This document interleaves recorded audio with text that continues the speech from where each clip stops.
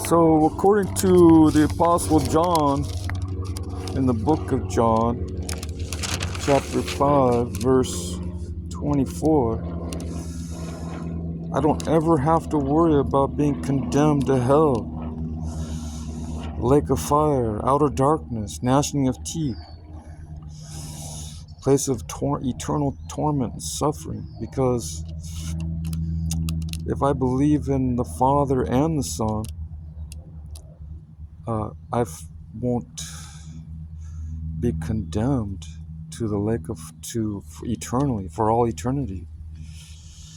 You know, that's very important, because if existence continues after the body is deceased, uh, I don't want to be I don't want to extend suffering when in eternity, forever and ever and ever.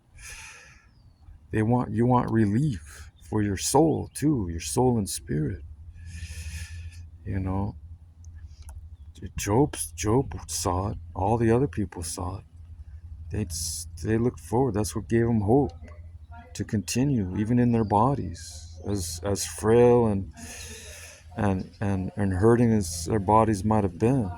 They were persistent. They endured. They endured because of the hope that they were given of the life hereafter. All of them were, not just Christianity and Judaism, but even in other faiths, Islam, and the ancient Egyptian religions, the ancient Sumerians, I presume, the ancient Mesopotamians, all those guys, the Assyrians, Babylonians, they all had the hope of the hereafter. That's what kept them going. Each Egyptian had their copy of the Book of the Dead, how to deal with death when it comes. You know, they had to know the right words to use in the underworld, because in the underworld they'd have to go through judgments to test the validity of their lives, to see if it measures up to purity and holiness. Purity and holiness was a matter of concern for not just Christians and Jews and Muslims, but before all those faiths came into being. You know, the ancient Hebrews, before Judaism, the ancient Hebrews, the ancient Egyptians, all those ancient cultures deemed it very important to measure up to a greater judgment, to a greater where their deeds, their words, everything about their lives was going to be measured. How they lived, how they spoke, what they said, even the intents of their heart. That's what the feather means. The feather, when you look at hieroglyphics, the feather, they put the feathers. If your heart is not as light as that feather, you were condemned to the underworld. To who was who was the god of the underworld? What was it? Horus? Was it Isis? Was it anyway? Oh, Set, Set, Set. Yeah, they had to deal with Set, man. I don't know if it was Set. Maybe he was. I think some say Set was. Who was he? You know, the guy that the god that taught them the language and writing and all those skills. Uh, uh, Not Thor. Uh, what's his name? Anyway, there's a name for him. He's that bird. He's that bird-headed god that everyone has to deal with when in the afterworld. Some say he's Set. I think some say he's different. But anyway, yeah. So it's very important. They actually, the Egyptians, the ancient Egyptians, even the slaves, if there were slaves, that's debatable. Some say they weren't slaves. They were treated well, and they were hired servants to build the pyramids.